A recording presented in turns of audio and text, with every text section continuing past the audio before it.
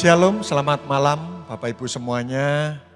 Sekali lagi seperti yang tadi Bapak Gembala katakan, saya yakin bahwa kedatangan kita ini termasuk dalam perencanaan Tuhan yang detail atas kehidupan kita.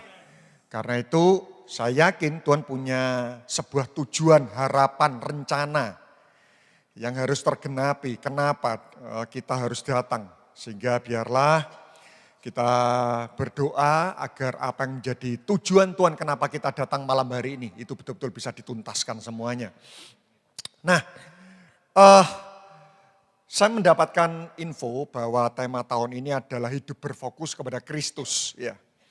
Karena itu kenapa saya putuskan malam hari ini saya berikan tema khotbah yang saya beri judul Kunci Anugerah yang Terlupakan. Ya. Kunci anugerah yang terlupakan. Saya percaya mulai tadi dari awal Bapak Ibu semua penyembahan, kita semua sedang berteriak, berupaya mengerang kita butuh anugerah Tuhan. Dan kita telah belajar banyak bagaimana cara kita menerima anugerah Tuhan. Wow, ada banyak cara ya. Berdoa lebih sungguh-sungguh, bekerja lebih keras, berkumpul dengan orang-orang cerdas, ada begitu banyak. Tetapi saya menemukan dalam kehidupan ini, dari semua kunci anugerah, itu ada 4 kunci anugerah. Itu yang seringkali terlupakan dalam kehidupan kita. Ya, saya yakin nanti waktu saya menyampaikan 4 poin ini, Bapak Ibu pasti akan mengatakan, iya Pak, saya percaya itu penting, itu penting, itu penting. Tapi tidak banyak orang meyakini bahwa 4 prinsip ini betul-betul memiliki korelasi yang kuat dengan tingkat kemaksimalan, tingkat keberhasilan, dan tingkat kesuksesan kehidupan kita. Ya tentu saja dengan terbatasnya waktu 30 menit, saya tidak mungkin akan menuntaskan 4 prinsip ini karena ini butuh 4 sesi, saudara ya. 4 prinsip ini butuh 4 sesi. Tetapi malam hari ini saya akan hanya menyampaikan 4 prinsip ini, itu penjelasannya hanya sebatas apa hubungan 4 prinsip ini dengan korelasi dari takaran anugerah Tuhan yang akan kita terima. Ya. Yang pertama, prinsip anugerah atau kunci anugerah yang terlupakan. Ya, yang pertama. Yang pertama ini bukan cuma jemaat yang kadang-kadang terpeleset. Hamba Tuhan pun terpeleset. Ya, ini poin yang pertama, ini yang sangat penting. Yang pertama adalah jangan melupakan janji pernikahan kita. Semua orang mengatakan bahwa pernikahan itu penting. Tapi tidak banyak orang yang betul-betul meyakini bahwa kualitas pernikahan itu juga menentukan kualitas anugerah yang akan Tuhan curahkan dalam kehidupan kita.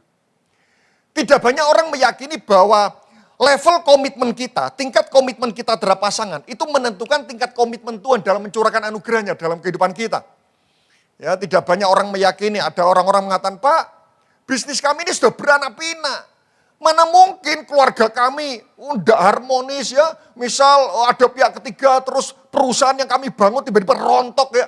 Mana mungkin. Nah, banyak orang yang kurang meyakini sungguh-sungguh bahwa wow, tingkat cinta kita terhadap pasangan itu menentukan tingkat anugerah yang akan Tuhan curahkan dalam kehidupan kita.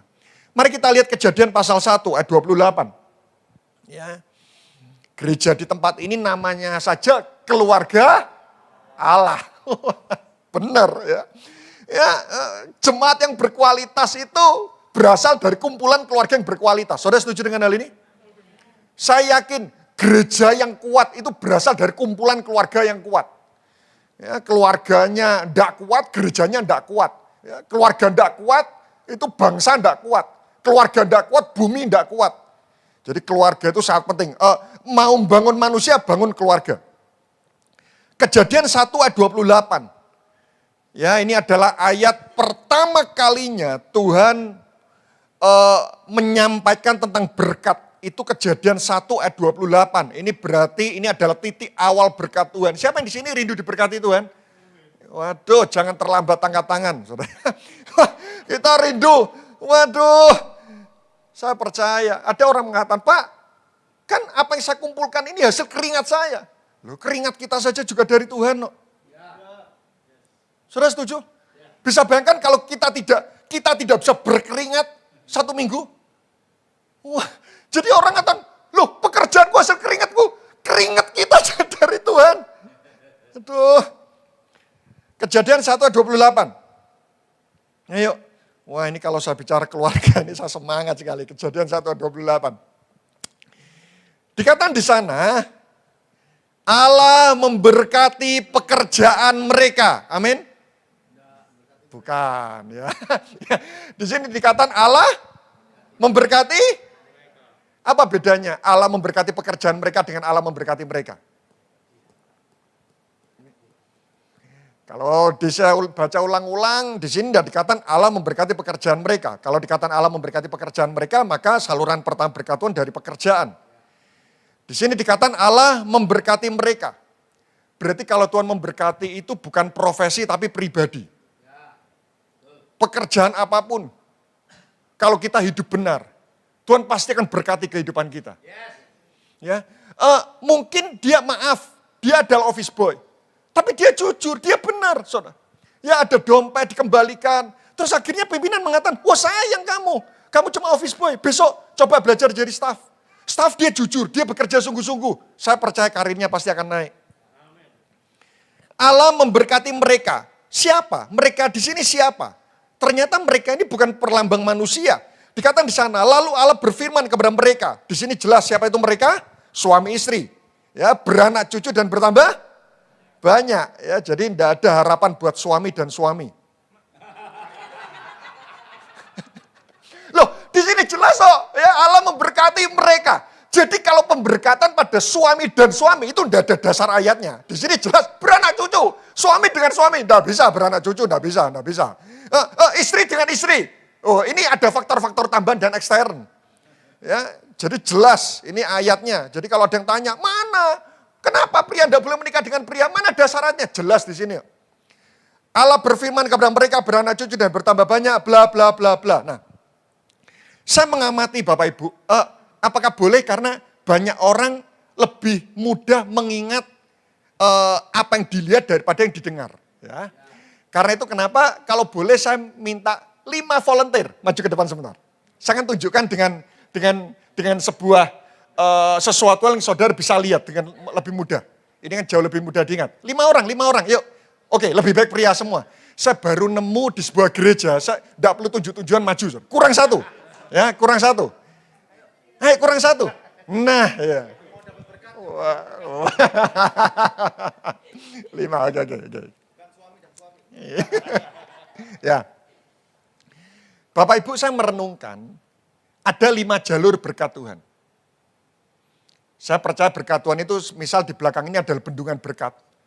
Bendungan berkat, air dalam bendungan itu tidak terbilang banyaknya. Ya, tapi bendungan itu ada yang namanya pintu air. Saudara setuju dengan hal ini? Makin besar pintunya, airnya makin deras. Berarti kalau kita mengatakan bahwa kenapa ya yang di sana banyak berkat, yang di sini kurang berkat. Apakah berkatnya kurang? Bukan, berkatnya sama. Tapi masalahnya pintu berkatnya kita yang kita miliki, yang kita hidup ini besar atau kecil. Pintunya makin besar, airnya makin mengalir deras. Jadi kalau berkat itu tersumbat dalam hidup kita, yang salah bukan berkatnya, yang salah pintunya terlalu kecil. Nah, saya mengamati ada 5 pintu berkat Tuhan.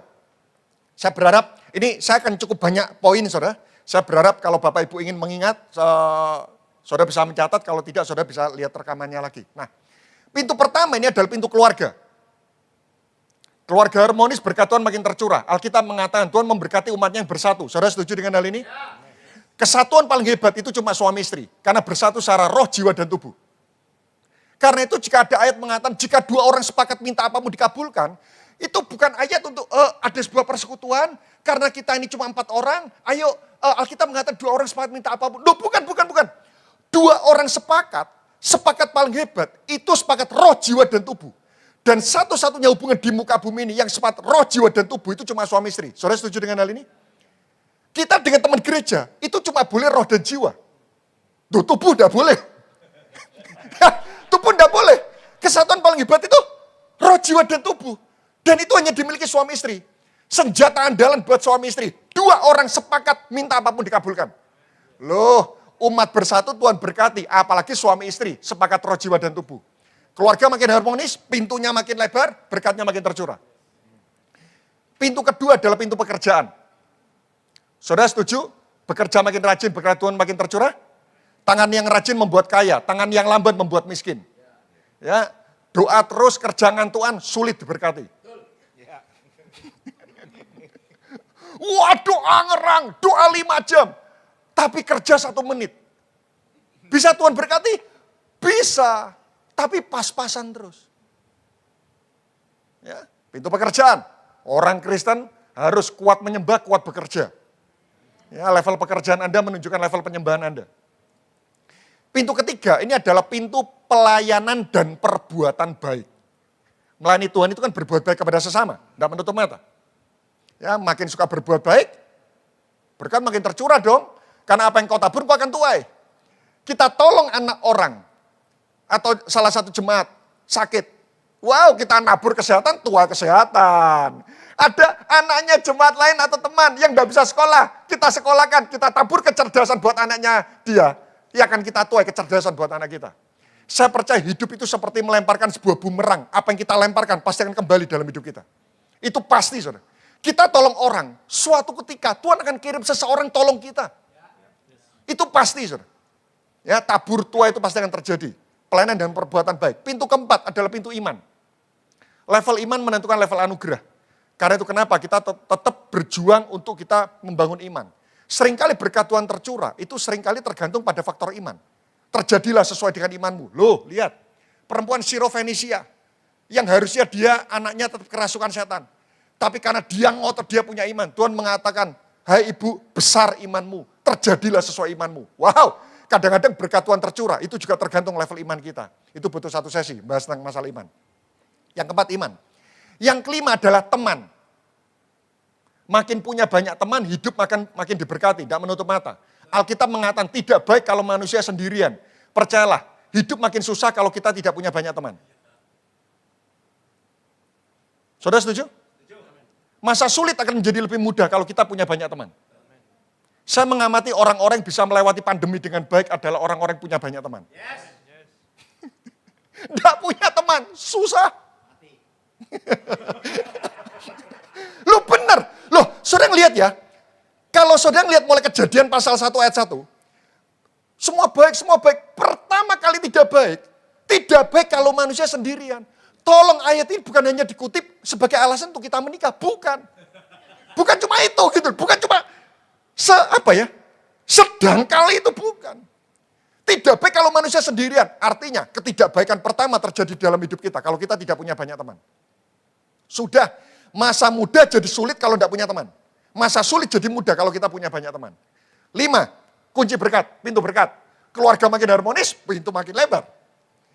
Bekerja makin rajin, pintu makin lebar. Makin suka berbuat baik, suka melayani Tuhan, pintu makin lebar. Imannya makin kuat, pintunya makin lebar.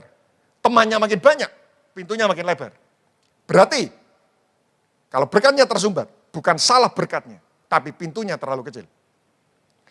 Tapi masalahnya, pintu keluarga ini bukan berdiri berjajar. Pintu keluarga ini ada di sini. Pak, bisa tolong di tengah-tengahnya mereka, di belakangnya. Ya, terus. Ya, formasinya seperti ini. Dari bendungan berkat, pintunya keluar satu. Allah memberkati mereka. Pintunya keluarnya satu. Dari satu pintu didistribusikan pada 4 pintu yang lain. Itu masalahnya. Saya tanya Bapak Ibu. Pintunya di sini 1 meter, 1 meter, 1 meter, 1 meter. Tapi kalau pintu di sini 1 senti. Saudara bisa ngelihat ya. Orang bekerja keras sehebat apapun. Dia punya banyak pelayan sehebat apapun. Waktu keluarganya rontok, banyak anugerah tersumbat. Loh Pak, dia keluarganya enggak baik tapi kok maksimal. Jangan-jangan cuma 2 kemungkinan. Hanya terlihat maksimal. Atau yang kedua, loh kalau keluarganya enggak baik aja terlihat maksimal. Apalagi kalau keluarganya baik jauh lebih maksimal. Karena itu kenapa? Tapi memang dibalik. Ini pintunya 1 meter. Ini 1 senti, 1 senti, 1 senti, 1 senti. Kemana-mana gandengan sama suami istri. 10 tahun menikah, anak 10. Ya saking harmonisnya gimana ya. Di mobil gandengan, tidur gandengan, gandengan, di gereja gandengan, di tempat kantor gandengan. Anak 10, ya, pintunya 1 meter. Gede. Tapi kerja malas. Egois. Tidak punya iman. Teman sedikit. Ya sulit. Tapi yang saya maksud ini pintu pertama ini penting. Karena itu kenapa iblis selalu gebuk pintu pertama. Pintu pertama tersumbat.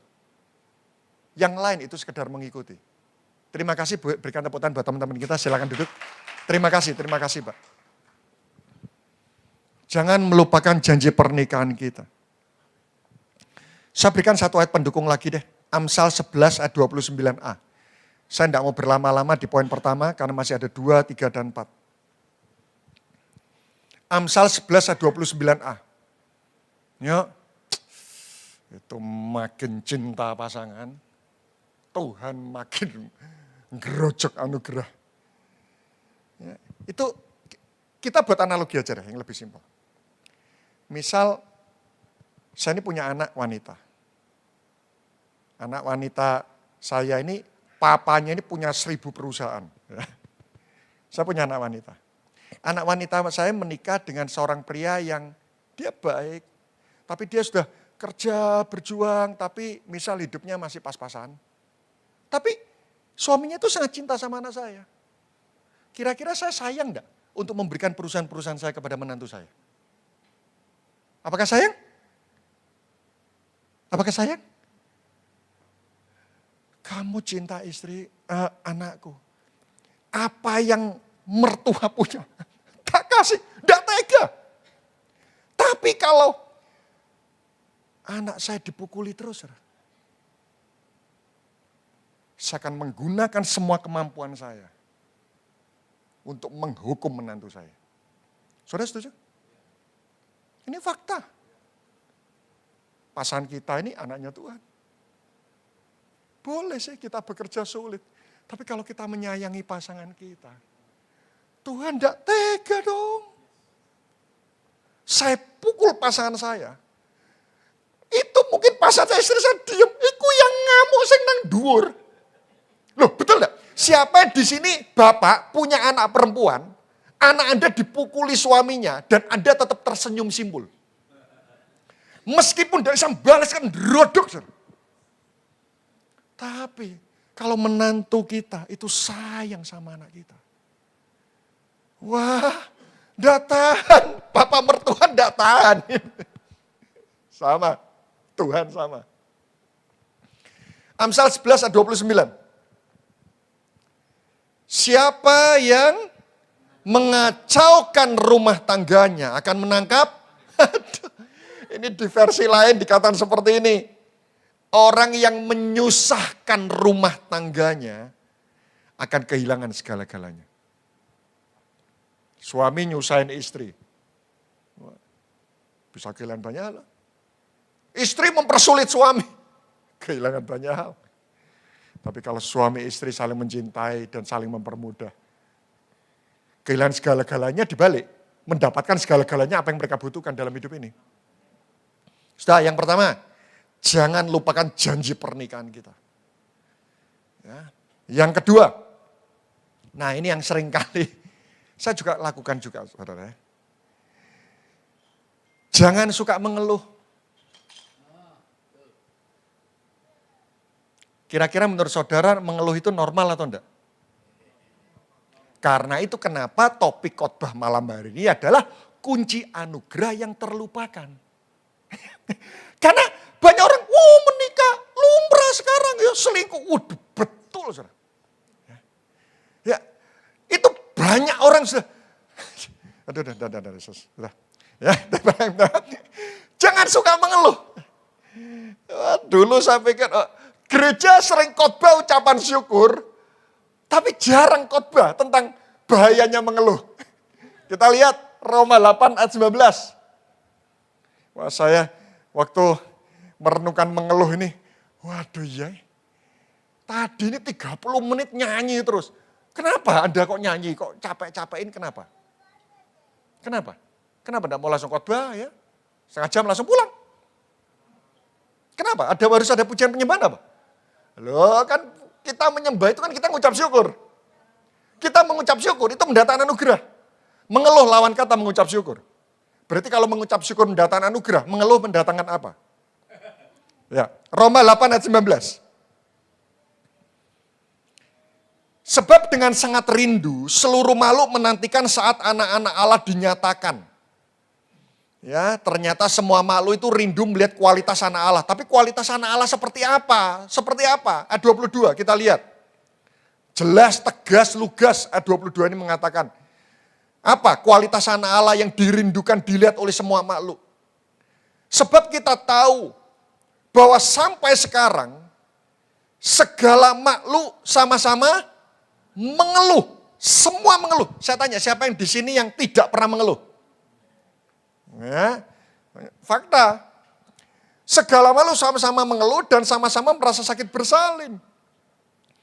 Ternyata dunia itu rindu melihat kualitas anak Allah yang tidak pernah mengeluh. Ya. Suatu ketika waktu saya mengeluh, tiba-tiba Tuhan beri pengertian. Tuhan beri pengertian seperti ini. Waktu itu saya mengeluh di mobil, saudara. Waktu itu tiba-tiba Tuhan beri pengertian, rekam keluhanmu dan dengarkan lagi keluhanmu. Saya diam. Bener. Nanti waktu saudara pulang, saudara buat versi keluhan terpanjang. Oke? Aku mengeluh tentang suamiku, tentang istriku, tentang hujan, tentang apapun. Rekam. Setelah itu coba setel. Dengarkan. Kira-kira betah enggak mendengarkan sampai selesai? Betah? Saya yakin. Setengah file kita akan langsung hapus. Dan waktu itu tiba-tiba Tuhan kasih pengertian. Kamu saja enggak mau mendengarkan keluhanmu. Loh betul enggak? Loh kita saja, ini kita yang mengeluh loh ya. Kita mendengarkan keluhan kita aja kita enggak mau. Loh apalagi orang lain. Siapa yang di sini suka punya teman suka mengeluh? Pak Anton, saya ini seneng loh. Saya punya 5 sahabat. 5-5-nya rutin mengeluh. Ada yang suka? Nggak suka. Kita ini suka lihat orang itu bersyukur, semangat, antusias, optimis. Masalahnya Tuhan bisa mendengarkan semua perkataan kita itu masalahnya. Sebab kita tahu sekarang semua makhluk mengeluh. Ya. Karena ayat inilah, karena Tuhan tidak ingin kita mengeluh, oleh karena itu kenapa muncul ayat yang sudah saudara hafalkan di luar kepala, Roma 8 ayat 28. Masih ingat Roma 8 ayat 28? Tidak boleh buka Alkitab, harus hafal. Masih ingat? 2, 3. Kita tahu sekarang bahwa Allah turut bekerja dalam segala sesuatu, mendatangkan kebaikan, bagi orang-orang yang mengasihi dia, dan sebagainya. Loh seringkali banyak pengkhotbah, khotbah Roma 8:28, tapi tidak meninjau dan tidak menilik apa latar belakang Tuhan menulis Roma 8:28. Tuhan menulis Roma 8:28 itu untuk menghajar pikiran-pikiran orang yang mengatakan mengeluh itu normal. Dunia tidak punya Tuhan yang bisa menjamin hidup mereka. Mengeluh, normal. Kita punya Tuhan yang bisa menjamin hidup kita. Kita mengeluh, apa bedanya kita dengan mereka? Saudara setuju dengan hal ini? Ayo mulai hari ini. Kalau meyakini Roma 8 ayat 28, maka kita meyakini mengeluh itu tidak normal. Mengeluh. Sekali mengeluh ada 2 kali. 2 kali ada 3 kali. Lama-lama kata-kata mengeluh itu menjadi sesuatu yang normal dalam kehidupan kita. Lihat, bilangan 11 ayat yang pertama, produk mengeluh. Nah bilangan 11 ayat yang pertama. Ya. Oke, waktu saya sisa 5 menit. Enggak apa-apa. Bilangan 11 ayat yang pertama. Nanti kalau tidak cukup waktu saya akan tuntaskan dengan menggunakan bahasa roh. Bilangan 11 ayat yang pertama. Pada suatu kali bangsa itu mengeluh di hadapan Tuhan tentang nasib buruk mereka. Dan ketika Tuhan mendengarnya. Apa? Kalau Tuhan ngamuk itu berarti anugerah tersumbat. Kenapa Tuhan marah dengan orang yang suka mengeluh? Karena orang yang suka mengeluh itu adalah ciri orang yang mudah lupa kebaikan Tuhan dalam kehidupan mereka. Kalau kita punya staf, sudah dikasih kebaikan-kebaikan tetap mengeluh terus. Berarti staf kita ini orang yang mudah lupa dengan kebaikan kita dong. Orang yang tidak mudah lupa kebaikan Tuhan, loh masa sih segelas masalah itu membuat kita lupa akan lautan kebaikan yang Tuhan sudah berikan.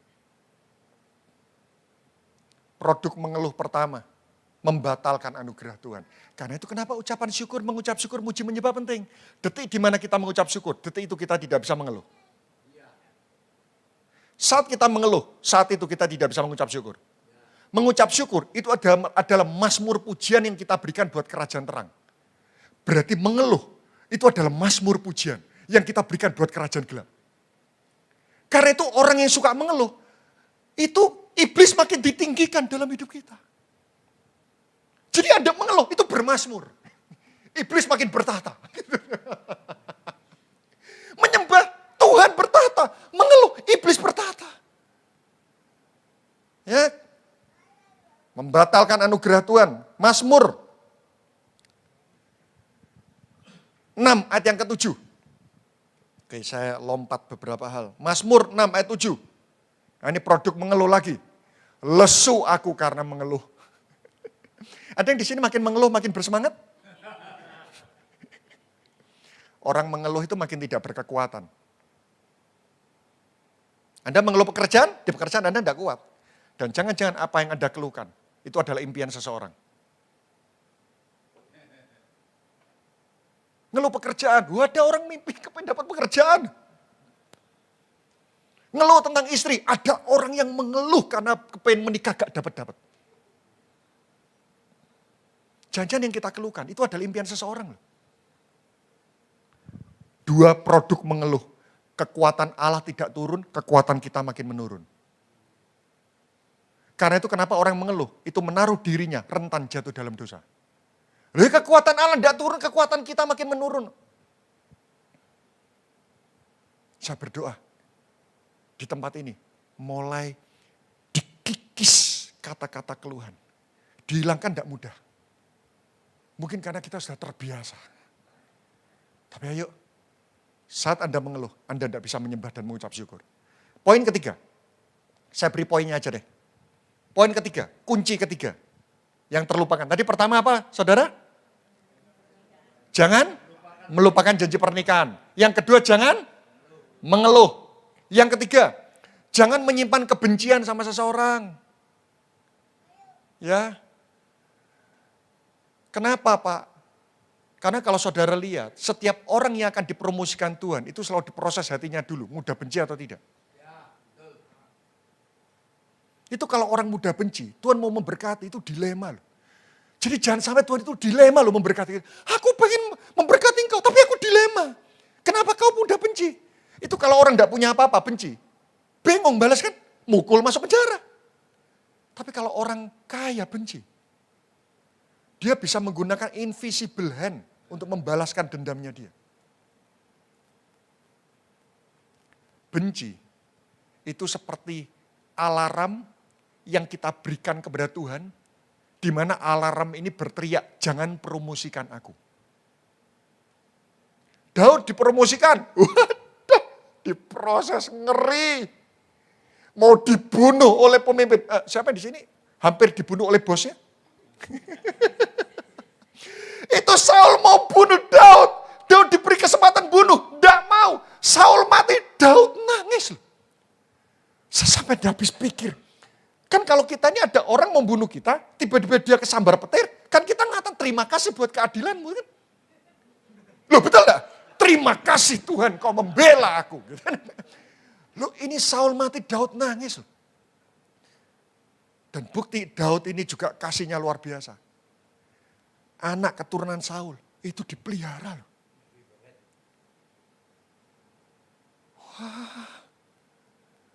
Karena itu kenapa Tuhan aman memberkati Daud. Yusuf lahir tanpa peranan orang tua.